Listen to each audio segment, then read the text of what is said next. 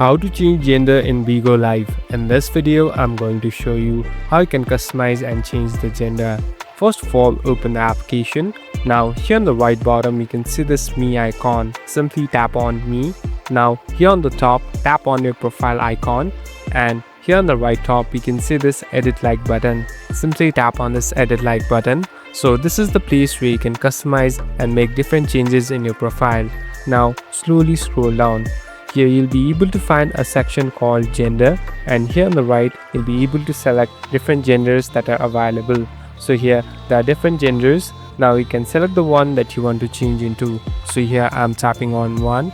At last, here on the bottom, tap on save, and as you can see, the gender has been completely saved. Now if you go back, it's all set.